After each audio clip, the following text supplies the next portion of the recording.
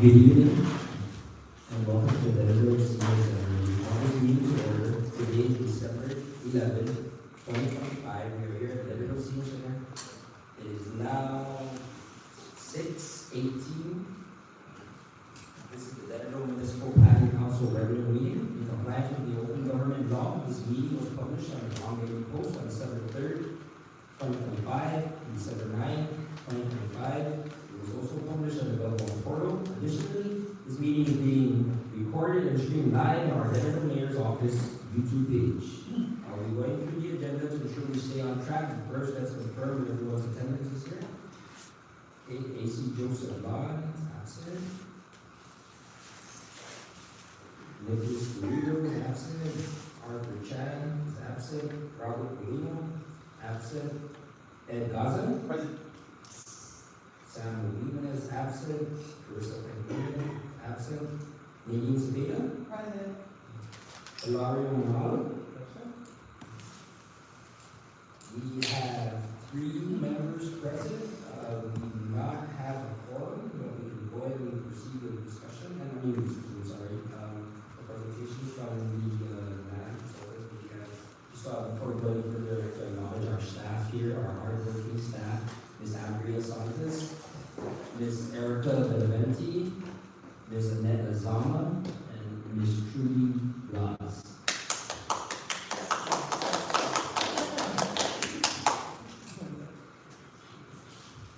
Before we go any further, we do have public forum tonight. Her name is Ms. Vanji Sabina from the charter school. So Ms. Vanji Sabina, please come on. She's going to speak a little bit about the charter schools. Thank you. Yes. I'll be within my timeline here and right to the thing.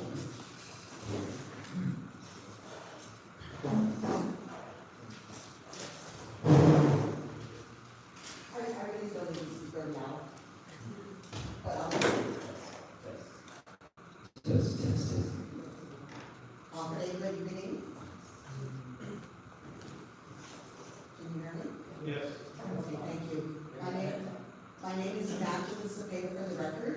I am the chair of the Guam Academy Charter School Council.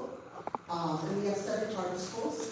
As you know, in my public hearing the other day, I advocated for 5 more charter schools. There is a great demand, and we've had 2 nonprofit organizations that has come before the Charter School Council expressing major interest to have it.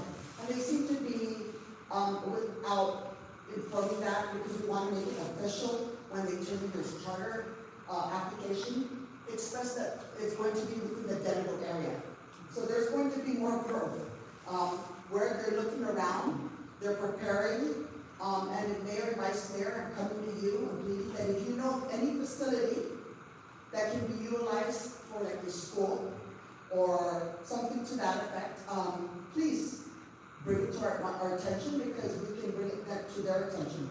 They basically met with us to have an idea of what I basically told them the laws that is required on the application, what is required and mandated in order for them to turn in their application. That's the first thing. So they are working on that as we speak. And I said, but you have to have a location, a physical location, before we can approve it. And so one has expressed this, that they're working on it and they're looking to open next fiscal year, for the school year, and then the other the following year. So this is within a 2-year period. And it seems it's going to be in the Denver. They're looking for the Denver area because they already have other businesses within the Denver area. So they are spreading their wings out, and so that's something that I wanted to ask for your assistance in that. And if there isn't, they'll look for other places, because commercially, there's always a place that they can think outside the box. That's the great thing about the charter schools. They can think outside the box. And I said, don't be too restricted to things, just follow the guidelines and the laws. And once you follow the guidelines and the laws, then the council will review it and do what is mandated, and then we can move forward from there. So I just wanted that bring that to your attention. So that's within the next 2 years, okay? And you know, there's growth over Stedera, it's the largest city, right? And I say city, because it is a city for Guam. And so with that said, that's my time with regards to that.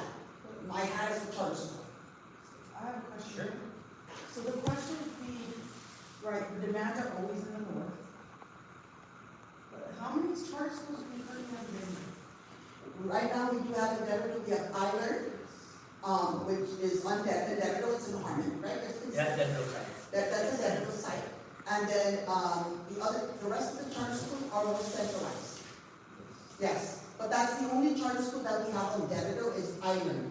I thought there was one that was right by the GRNC, like for the. That used to be Island, That it's is transferred. but then when they build No, their, their new school. when they build their new school right beside St. Paul, they moved over. Yes. Okay, so we have one, Yes. Yes, we have one. and you're saying they're looking at opening two, so in 2 years, they're looking at opening 2 more charter schools? Yes, And, with the approval of president, okay, with the approval of the council, yes. and would that be high school, or is it K through, it would be K through 8? We will know that because their application hasn't been turned in, that would be premature for me to say, but it will be part of their application and for our review, okay? Any other questions regarding the charters? Any questions from the family? No? Thank you, can I now, Mayor, use my different hat? Yes, for sure. Okay, now my hat is a homeowner and resident of Denver. Because, you know, I'm very busy. You know, I became an empty nester, my kids are grown, now I'm like dedicated my life to everything else. And I'm still a mother. With that said, you know, me, because I do real estate and property management, I'm very big about performing. So today I'm coming with a different hat. My property is located in Machechi, okay? So in Machechi, I visit my property because I am a homeowner and I live in the Machechi area, I live in Los Palmas, okay? So I'm one of those people that drive and I pay attention to everything around me, just me being a single mom, being very attentive, I pay attention to small things that nobody really cares about. With that said, this is my property here, okay? I highlighted it. It's in Chalan Makudi. It's along Alligator Street that connects all the way to the airport, and it's Chalan Makudi. This is my property where it's highlighted. Me and my sister, so I'm speaking not only on behalf of me, speaking on behalf of my sisters. My sisters, unfortunately, 2 of them that own properties live off island. So I'm the only one that has property here. My sister Nadine was sweating because my uncle that didn't have children gave her land and she has no children. So with that said, I'm fighting for me and my sister. She got extra land. I just got land that my parents gave me. So with that said, this big property here is mine and my sister's. It's about, to be exact, 2 hectares. It's a big property, okay? That's why you can see here. The problem of our new mayor and vice mayor is before I came to you, I did it all because I make things happen. I've done the good neighbor thing, because I'm so tomorrow that way. Let me go to my neighbor. Put the what? Clean up the mess. Okay, that, ignore. Fix the problem, they go clean it, then they come back. Put the what? Do it. Didn't do that. One day I go there, and I have a guy running with a machete. So, this is crazy. So I called the Guam Police Department. Called the Guam Police Department said, okay, arrested him confused. Public intoxication. The police came 7 minutes. I documented the time, because I'm just anal that way. 7 minutes the police came, I applauded them. Because not everything's negative about everything, right? That's a positive thing. So when they came, they arrested the guy. But guess what? I go back there, because I'm cleaning my property out. I'm looking at my sister's property. I asked the guy, you know what? These junk cars, I'm very honest. These are not on my property. But it's all my property, government easement. Okay, and I know about the government easement law. Okay? With that said, I asked him, you need to take away your junk cars. Oh, you know what? You don't tell me what to do. I try to be a good neighbor. Open football, please. I will help you with a tow truck. I'm not paying for no tow truck, but I will get you a tow truck that will remove it for cheap. Okay? That didn't work. Okay? Here comes the guy. The guy one day, then I called DPW. I called the mayor's office. The mayor's office was very good. They said, you know what, Ms. Cepeda, you know, there is a law under public works that you can call public works their jurisdiction with government easement, and they can do some sort of penalty, whatever. And so I did that. Public works, okay, Angie, my friends at Public Works. Okay, we will go there. They go there, guess what they do? They threaten public works staff. Okay, so I'm saying this is a joke. So I said, okay, so I dot my I's, cross my T's, I check mark everything. Now I'm coming to you, because I'm looking now, asking you now, because you're the godfather of our village, and the godmothers, and I love you both. With that said, I'm coming to you to ask you for assistance. What is my next avenue? Because I'm going to have to call the media. But this is my problem. All along there is government easement. Before it was 2 jump cars. Now there's 11, literally. And now they park on my side of the government easement. There's squatters. And so I'm coming to you asking, I'm speaking with you, I don't know what to do. You guide me, send me, and I'm not afraid to do the work. But I need some sort of guidance, because now my hands are tied, I'm frustrated. I'm planning to build my son a house in his property that I'm giving to him, and I can't do that when I have a bunch of squatters I'm afraid of. I refuse to be afraid. And so I'm coming to you, because when I went there and I asked him, please remove your cars, he gave me the FU word and showed me the beautiful middle finger. So I said, okay, I'm not going to do this. So I'm coming to you and I'm giving, I don't know where to go from here, but there has to be something to do with this. And they are squatters. I've gone, you know, I even drove all the way to the other side, because these people that are there, they're living in a house that's on the opposite side. So if you go straight into one of my properties, it's a dead end. The house that's on the other side, it seems to where they're going. And now there's 11 cars, junk vehicles that are there. And telling the police now seems to be a junkyard. And nobody seems to be, you know, the lack of proactiveness frustrates me.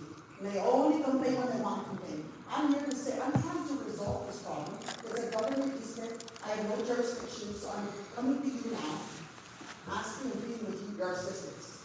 Thank you. Thank you, Ms. Andrew, for your sentiments there regarding you know, a couple of things, right?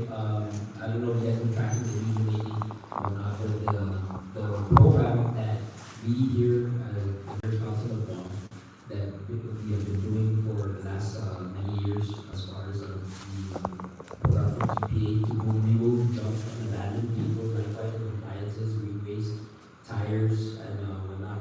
That program has been actually turned over to the Department of Public Works. It was just in the news the other day. But that doesn't mean to say that we're going to go out there and as leaders of this village, we are going to do our due diligence and work together with the government agencies regarding your certain situation. I mean, we're paying for that with throughout the whole village.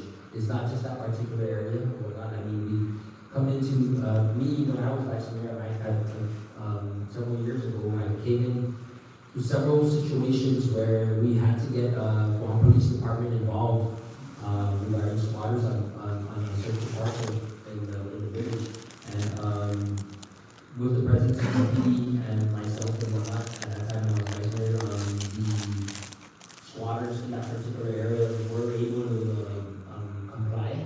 And we've also, you know, I'm gonna, like I said, work with Department of Public Works and DPD, and as far as your certain situation over there on your parcel, we will go out there and see what we can do to have those squatters not only removed, but see what we can do as far as the jumping abandoned vehicles. Can I also add to that one? You know, there are license plates there. The guy's a mechanic. He should be paid. He should pay the government. This is, now, I'm not telling people how to do their jobs. I'm just saying that this is one way to get money. The license plates are there. He's a mechanic. That's why I've seen him fixing cars. So he's a mechanic. He's getting money from it.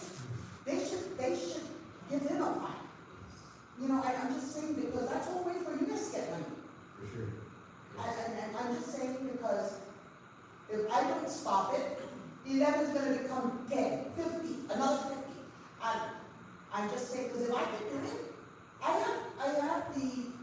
have to remove those vehicles. My problem is, who's gonna pay? See, if it's, and already, they're taking over my property, and I told my son, don't even go in there, I'm trying to be a hero. Don't be a chihuahua, Don't do that. you know what I mean? You know, we had a situation too before where we go out there and try to educate these individuals about the rules and laws and about the law. Yeah. And several times, or a couple of times, you know, when I've been to these situations, the remark that we get, and falling back on this remark that when the DPW came and Yes. they flipped the bird to the DPW, Yeah. they didn't flip the bird to me, but they actually said, you know, sarcastically, Mayor, or Vice, I know where you and the mayor stay. Wow. So to me, that's a sarcastic threat. Yeah. Right? So when things like that happen, of course, you know, I jot it down, call the precinct and whatnot, and let them know that if anything should happen between me and the mayor's family, this is the person who is doing it. Well, I did make that to the GPD at the time too. I said, if anything should happen to me, I want you to know that this is already a threat to me. This is my property. I shouldn't be afraid to come to my property, you know? And so I just wanted to report that because my hands are tied. And so if I had my way and this was the will of the folks of the world, I'd do it myself. So we'll talk a little more on that offline. And I'm not expecting that overnight. I understand. I commend you for doing your job, both of you, because it's so underappreciated and people always want to complain. And it's always so easier to complain, come to my table, sit with me, For sure. then, you know. But I just wanted to be for the record that I've tried everything on my end. I've done everything. This is what's easy for me to come in here the first time because I don't want to deal with it and complain to you, but this has been a year, 28 months. I'm an able person. Noted. Correct. Yeah, 28 months that I followed through with this in regards to my property. And now there's 11 peoples. And they have no regard for the law. And so, you know, when I'm trying to speak slow, because I automatically speak fast, I even try to say, you know, my friend, you know, I approach them in different ways. But when there's only one side of respect and there's no respect from them, this is a losing battle. So this is why I'm coming to you guys. Thank you. You're welcome. I appreciate it. Have a good one. Thank you, my buddy, and thank you, my mayor. For the record. Moving forward, real quick before we go any further, anything discussed here is all informational. Moving forward, just want to make sure that we clarify that. I just want to make as far as the roll forwarders concerned, Vice Mayor, myself are here, so the answers are still on the established form. So I just want to go forward here. We're going to move straight into old business so that we can have our ad consultant just inform us exactly of their properties over here. So the first one that's going to come up is our old business. It's item 8, summary zone change application number 2025-52 for lot 13, block 27. It's a identical extension zone change from R1 single family dwelling to R2 multi-family dwelling. Zone in order to allow 2 existing single family dwellings on the subject lot for family and rentals. The applicants are Lourdes Perron Pedro and Mariah Angeline Orpro Perron. The representative is Mr. Frank C. Roberto. Hey, Frank. See you all the time at Revenue. Thank you, Molly.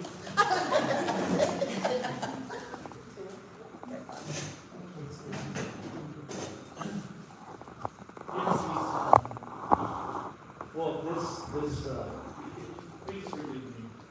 I'm from the south and I have to find my location over here, telling you, receive the link, is that the road? Gotcha. This is an English. This is where this house is at. And just let me, summarize really the goal of this house here already. It already has power, no, it already has water and it's hooked up to sewer. When they went to apply for power, they didn't get them because they don't have the right zone. They need it to be R2. So thus the application, thus from R1 to R2. It's very simple, it's not a. Yeah, That's So this particular property that Mr. Roberto was referring to is right off of Salisbury Street. So you coming off Salisbury, off of Route 1, you're gonna come up on, Rosita Lane, it's gonna be on your right side. So if you're familiar with the Filoni family, Yeah. that's on Rosita Lane, it's right beside the Filoni property. So like Mr. Roberto had just mentioned, it's just basically a change from R1 to R2. Yes, so it's just discussion, we cannot vote, and so, yes, probably next round or special hearing. So with that said, that's for item A. We're gonna just jump into item C, which is another, parcel that Mr. Roberto will talk about, is actually summary zone change application number 2025-63 for lot 5-1-R2, tract number 538, Mont Chanel, municipality of Dededo, zone change from R1, single family dwelling, to R2, multi-family dwelling zone in order to put into zoning compliance an existing residential duplex for family and friends. The applicant is James S. Cruz, represented by Mr. Frank C. Roberto. Mr. Roberto? And again, as a consultant, I only choose the easiest one. I'm sorry. And you know, just the way the mayor was talking about the different roads, you know, down south, there's only one road telling them about 10,000.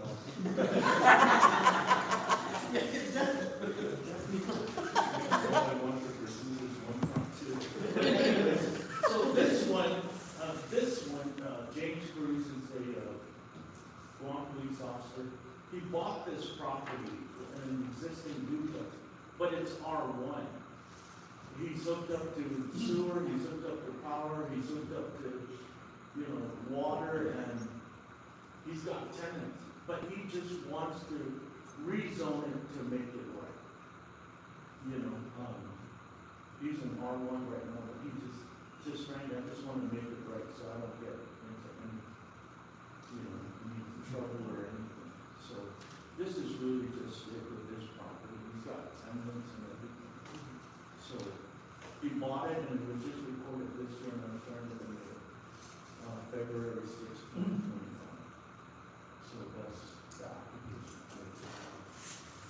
So on this particular property, item C, the business that Mr. Roberto is exactly it is in Chalawaka, which is near Santa Margarita, up in the Mont Chanel area. It's basically where the cockfight is at. I don't know if you guys are familiar where the cockfight is at up there. Yes, so it's that turn directly right after the cockfight, that right turn at a stop sign.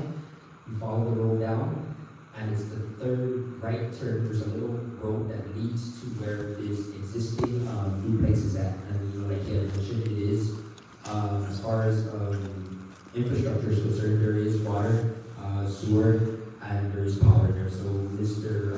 James Cruz is just wants to do things the right way and have it zoned from R1 to R2. Okay. Anything else, Mr. Roberto? Any questions for Mr. Roberto? Okay.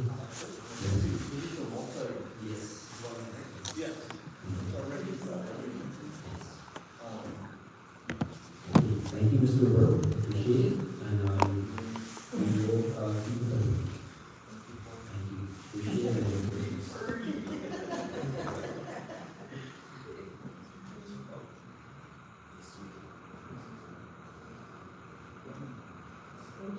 Thank you, Mr. Roberto. Happy holidays, Merry Christmas. Okay, then, anything going forward, this is all information. So moving on to item B, our old business is GLUC zone change application number 2025-29. The applicant, Cortec LLC, represented by MTG Engineers PC, is requesting a zone change from the split zone of R2 M1 multiple dwelling light industrial to a full M1 light industrial zone for proposed installation and operation of a photovoltaic solar, hopefully I said that correct, photovoltaic solar and battery system energy storage facility on lot 10184-6 in the municipality of Denver. We did have Mr. Aguilar present several months ago. The project is represented by TG Engineers, which is Mr. Marvin, who presented to us several months ago. And the discussion at that time was to see, because there's some issues as far as the land in question there, but I have consulted already with DLM regarding our take on this as far as voting in favor of or not in favor. So whether we vote yes or no, our vote will not affect anything that is doing with that's going on with the land issue. Yes, with GWA and Cortec, that's their battles, and they'll handle that on their own. But we can still go ahead and proceed with our vote. But like I said, everything here is informational. We don't have an established law, so we cannot vote on anything at all. Until hopefully a special hearing in the future, or I'll keep you guys informed. I just wanted to add that I'm glad that we came back with the question, because the question was just that legal.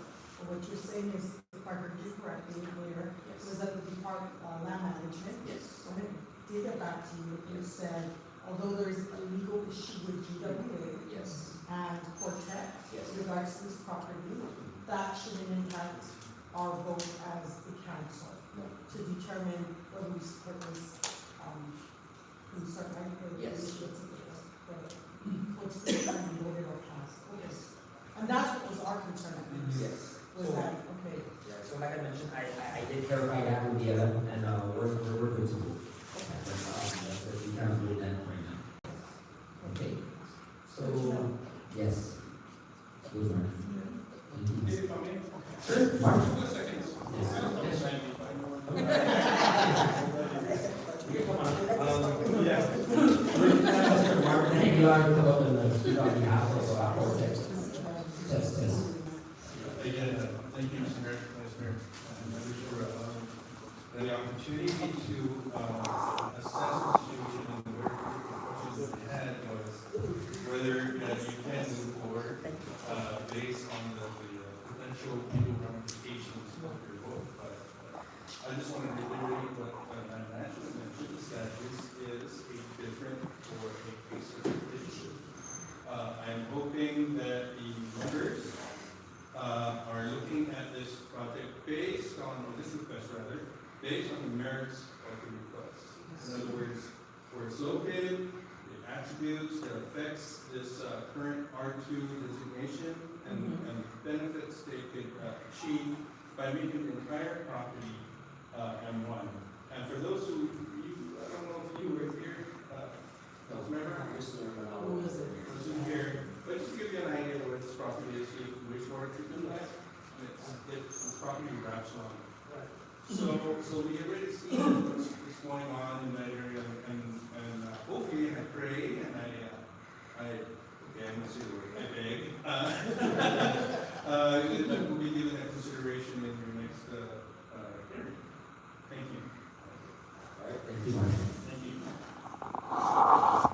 Okay, moving on, we're just gonna go back to the review and approval of minutes of October 8, 2025, and November 12, 2025. Again, this is just informational, we cannot vote on approval for any of the minutes. I believe you guys were emailed the minutes, and you do have a hard copy in front of you. So we're okay. Likewise with the review and approval of the financial report of October and November. Just on the, Sure. you know, for the ads for, DVD, Okay. that, for October, that's, 1,232, and then for November, it's, 560. How much is the monthly for that? For the ads. Yeah. Yes, well, it depends too, we have, say for instance, zone changes or whatnot. Public hearing. Is that, do we have to do that on the newspaper? Yes, it has to be advertised, yes. Say that, so you can vote, or is that, you know, or? Yes, no, on those certain things, as far as, the ad is concerned, like I said, we usually, we work with the, advertisers and whatnot, with that, but for the most part, if there is nothing to be heard within that month as far as, then that goes down to, it's like, So it's always a different price? yeah, it's always a different price. The only time it goes up is when we have certain issues that we need to discuss. that you have to. Yes, especially when it comes to the land use. Yes, and it's, you know, it is a law where we have to, advertise that. Yeah. Is that in the newspaper? Yeah, well, we've been doing, yes, it has to be in the newspaper. There's, I'm just word here at the Deputy Mayor's office, we are going to follow the law. There is I'm not going to put anybody underneath the rug or anything like that, my colleagues or whatnot. I love my brothers and sisters down south, but, we're going to do what we need to do as far as the law is concerned when it comes to our MPC meetings. Yes. Okay. Moving on, we have any questions on that? Discussions about the financial reports? Okay. Moving on to the committee reports, Southern Committee Report, AMS, they just had their Christmas drop that they have annually. This year, we were kind of late on the participation on it. I kind of missed that, or we were talking some other stuff that we have to do, but I am still communicating with the Secretary report. Item B, on the committee report, the United States Marine Corps, they're actually having on the 19th of this month, they're having a community outreach for our Manunco. So they're going to basically be coming out to the Marines, they're going to be coming out to our centers, and they're going to be participating with the Manunco with their activities here at the center. So it's going to be here at the Denver Senior Center and also up at the Estogo Senior Center. Yes. Sports, we had our first inaugural Santa Barbara Fiesta basketball tournament, the youth tournament, and we had over 30-some teams in the youth tournament. We had a lot of good feedback from it, and then we also had 8 teams, I believe, with the adult league. But man, it was a success. Thank God to our sponsors and our organizers. Our organizers that put the tournament together was Shania Gula and her team. She runs the Northern Youth Basketball League as well as the Denver Yellow Jackets. The Yellow Jackets is a team that former council member Pascal Otero established way back together with former Mayor Savares. So she's carrying on that sport with basketball with the youth. But yes, it was exciting. It's always exciting, right, when you see the youth, especially the 7 and under, 9 and under come out, and then you have grandma and grandpa that are out there moving on their grandkids, right? So I think to me, that is the most exciting league age bracket, when it comes to basketball. And of course, they had U11, U9, we had U7, U9, U11, and U13. And each division had champions. So, like I said, it was a success, and we had teams from different villages that came up, all the way from Alasun, Umadak. We had some kids that were playing in other teams, some teams there that were from Inalahan. We had some from Sinai, all over the island that came and participated. So, it was the first tournament that we had up here at Santa Barbara Basketball Court. It was very exciting. Very exciting. And the comments that we were getting are very good. They're asking actually when is the next tournament. So we're like, hold on now. Let's enjoy the rest of the year, the holiday season with our family, and we'll think about that come January. But yes, that was a success. And with sports too, also I had a meeting with GFA. They're looking at starting a futsal elementary at the elementary level. We're looking at starting this in March. So they're still getting the everything together so that we can proceed with this futsal league. And they asked us as far as their mayor's office is concerned, are we going to support us? And absolutely anything that comes to our table as far as the especially with the kids, right? We gotta support it in every way possible that we can from our office. Also, I met with GFA again, acquiring certain sports. They're looking at acquiring certain sports facilities in the village to help adopt. And I know there's several parks in Liban Terrace, right across the Liban Elementary, that actually technically is under Department of Parks and Recreation. But as per GFA, they are trying to acquire that from Department of Parks and Recreation so that they can spruce it up and monitor it and whatnot, and with the help of our office as well. Yes. So between the 2 fields in Liban Terrace over at across Liban Elementary, and then the other one on the other side where, the tennis courts are at, with that, the running building that's outside. They're looking at acquiring that, so, that's still in the works, but, it looks like it might go through, and, we're hopeful that it goes through, because, GFA, has done a lot for the island, they are there, they are one of the most organized, or as far as sports organizations are concerned, and they do a lot for the communities, not just for Denver, but for all the other areas, and, I believe they have one facility that's gonna be coming up soon in Agate, that's under construction. GFA, the build also, I know during our they lost some lights, and I was just notified that they gonna be putting up some lights again. And those lights should, like the last time they had the lights there before Mawar, it's gonna help with the walking trail around the sports complex, because there's only certain solar lights, and solar lights, depending on the wattage of it, the illumination on it is not the greatest. So once they have those lights up at the GFA, it'll be a little more brighter, a little more safer for the walkers that do walk over the complex. Yes. And one more thing, I know Coach Sam, he's absent today, but he's been very busy as far as sports are concerned. I believe they're doing the middle school volleyball at the moment, and I know before that they had, I believe it was soccer, if I'm not mistaken. But yes, that's it for sports. Item B. Youth Congress, we don't have any report from the Youth Congress at the moment. I know they've been very busy. I just want to applaud them and acknowledge them for actually recognizing the mayors of Guam with a resolution declaring, I believe it was October 20th, correctly? October 20th is declared as mayors and vice mayors day. So they presented a resolution to us mayors and vice mayors, and that's from the Youth Congress. This is not from the legislature, or it was from them. So we're very grateful. But that award, right, or that resolution that was presented to us down at the legislature, that goes for our staff. Our staff at all the different mayors' offices in villages, because it's not for our staff, whether it be our CMW community maintenance workers, our administrative staff, our rep leaders, and so on and so forth. We couldn't do it without them. So that resolution is not only for us, but mostly for our staff. Okay, yes, and that's it for the Youth Congress. Item E, Vice Mayor. Last week, on our last meeting, on December 11th, I had mentioned about our first multicultural festival. We have found a date for next year. It's going to be held on June 5th, 6th, and 7th.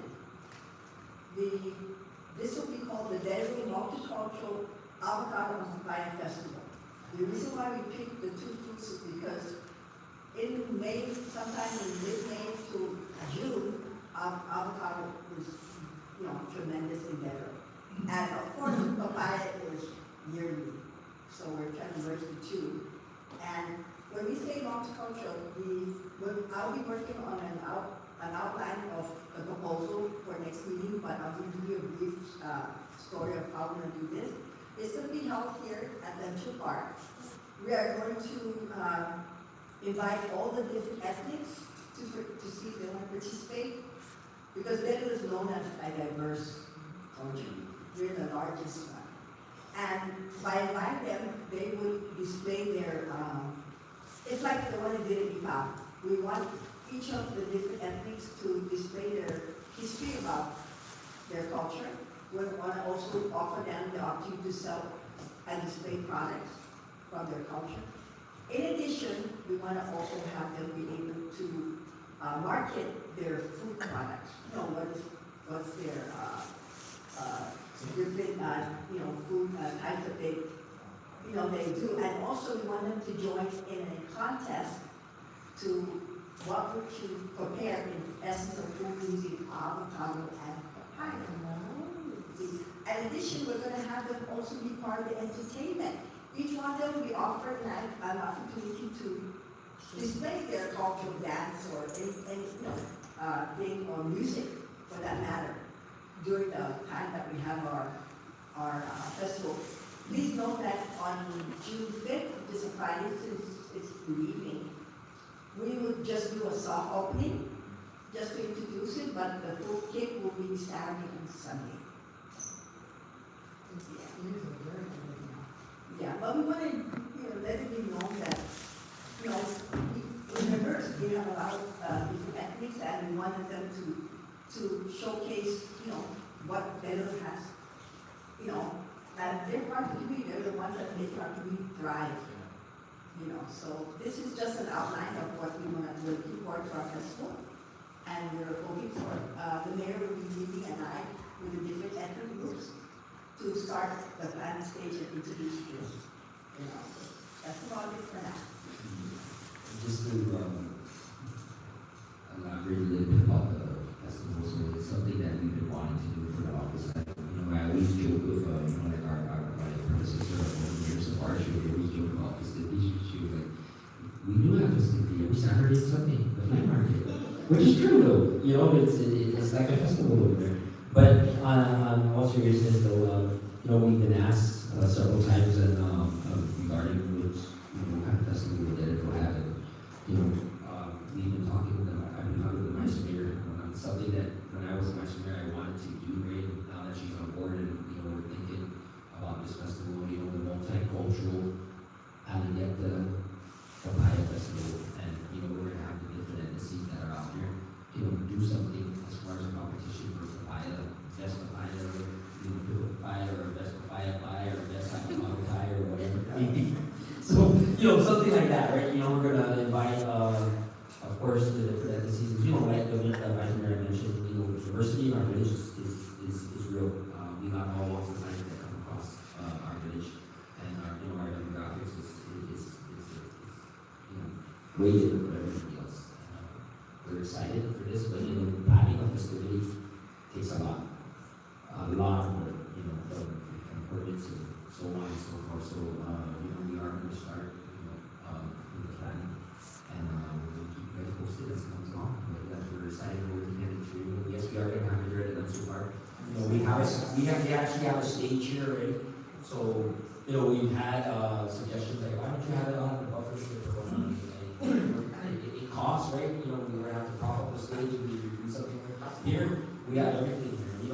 During that time, we're possibly looking to also at having maybe another basketball team, like a basketball tournament come over and support the vendors that we have here or whatnot. So, like I said, it's still in the planning. We'll let you guys know as the time comes around. But yes, I think it's a great idea. I think it's to showcase a lot of, you can talk about the small avocado. So I'm really excited because I think of us like, hey, I didn't have mango, we have avocado, and then it's papaya. And not only that, we do have ethnicities. So it's talking about something in regards to not just the feeding, perhaps even knowledge, right?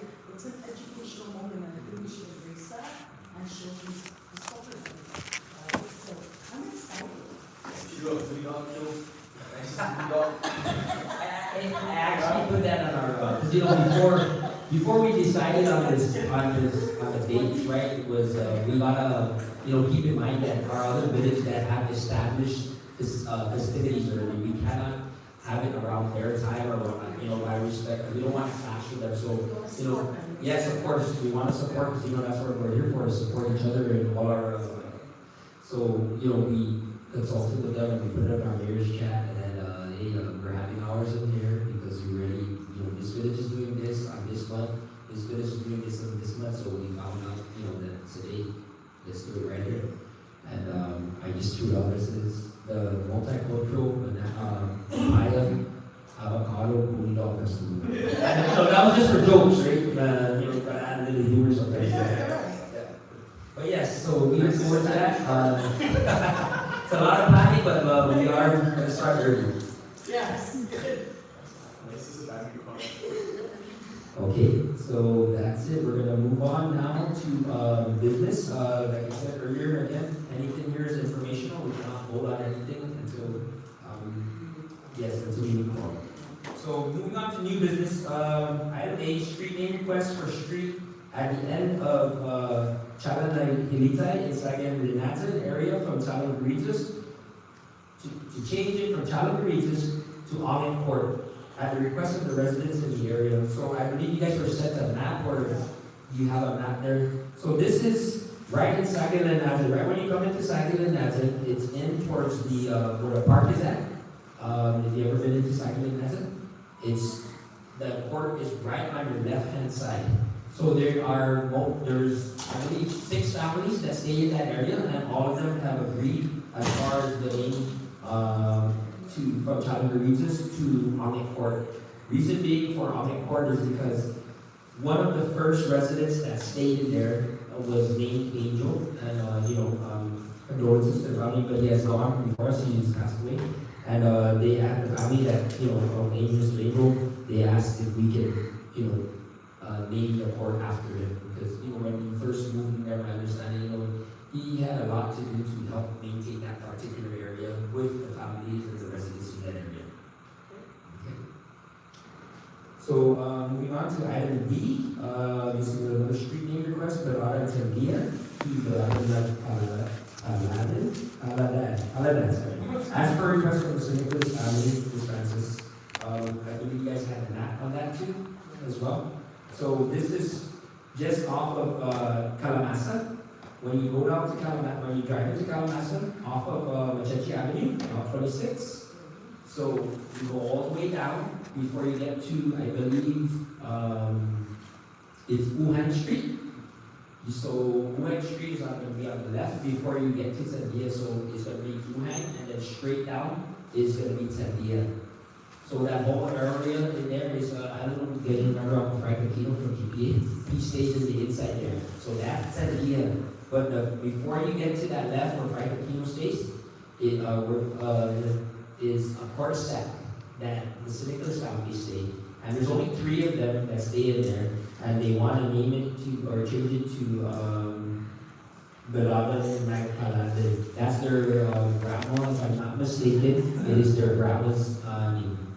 Yes. So, we consulted with them, and that's why we're bringing it over here. But we kind of vote on it just yet, and so we established a forum. Yes. So it's, every time we come through situations like this, as far as naming a street or whatnot, we always try to get the significance of the area before we can decide on any kind of name. And of course, public input from the residents in that particular area is very important, and we did gather some public input from them. But yes, so that's it for new business. Moving on, members input. Let's start with Ed. Good, thank you. Yes. Me. Yeah, just the DPW clock here, but the glass is like overflowing, and the main fast thing, there's a lot of walkers, and, it's just kind of hard, the pump base. It's like the grass or whatever, I don't know what it is. It's overgrowing, and I'm telling you, people walk at 1 to 2 o'clock in the morning. The truth is, the lighting not so good, and I just think safety is an issue, so I know that's the DPW mayor. Yes. I could do my part of calling DPW and ask, we'll reach out to them. So actually, I just was in contact with them today. I mean, it is on their list, but I already had advised our, they're kind of short staff right now with all the other projects that they got, but that's shouldn't be an excuse for those kind of stuff. So what we're gonna do is, I like to work with the different agencies, right, when it comes to stuff like that, especially when it's for the safety of the community. So I've already consulted with the DPW superintendent as far as highway maintenance is concerned. He's going to try and get some guys out there next week. If not, I already had informed our community maintenance workers that we're going to help each other out, and we'll go up there sometime next week. Thank you. Yes. And I think someone came in because the kids were waiting in the bus stop early morning to catch the bus. They were accosted because the trees and branches were all they couldn't even get to the bus stop. That's right, it was my mom's house. Yes. So someone was nice enough, a good citizen, or I don't know who, came and cut it out, and now you see the kids waiting at the bus stop. Yes, that was actually, we want to thank the Bowen Fire Department. They're the ones that did that. So I believe it was a collaboration of, remember there's 2 fire stations in there, Station 4 and Station 12. So I want to give kudos to the men and women that are over at Station 4 and Station 12, because they're the one that took the initiative to go out there and clean that bus stop. You know what? Thank you, because I see students are not Yes. utilizing the bus shelter. Yes, so yeah, once again, kudos to the fire department, station 4 and station 12. Larry?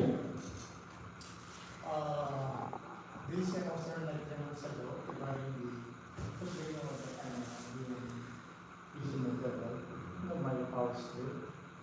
Before the potholes are like this, I will mention like this. And then another one is, the stop sign, on San Diego. Oh, yes. From now on, it's very, sometimes people will just walk first, like, that's the process.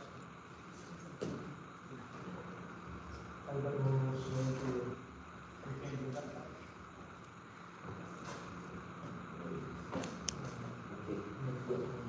You know, when it comes to the potholes, the way it works now is, before, we're pretty much at the mercy of the Department of Public Works as far as materials is concerned.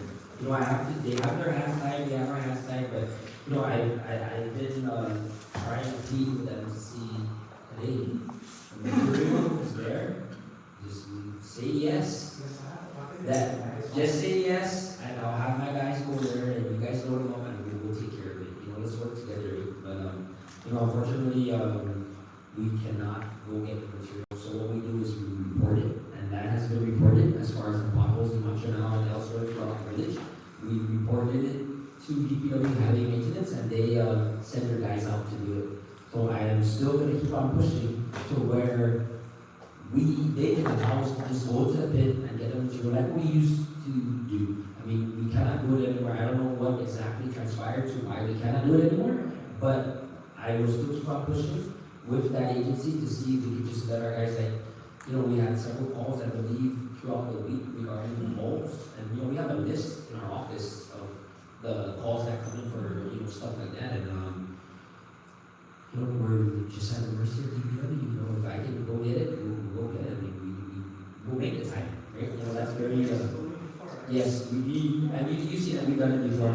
And in regards to the signs, we can just I'll have the boys go out there, our CFW boys, and just put it back up together with that yield sign that's right up the line, because I know we had some calls of the yield sign that fell out today as well. Yes. Okay, anything else?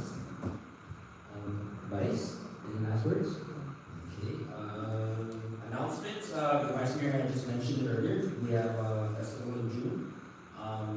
One thing is we are having our office and our Christmas breakfast on the 30th, correct? December 30th, and we are inviting all our MTG members, we will put it in the chat, to come and join us for our Christmas breakfast. And that's going to be on December 30th over at the Crack Egg. Yes. So we will be letting you guys know that in the chat or call you, and that's it. So like I said, Vice had mentioned about the festival in June. We wanted to, on behalf of Vice Mayor, myself, our staff, and the community, everyone, we wish everybody a very Merry Christmas and Happy Holidays, and be safe out there.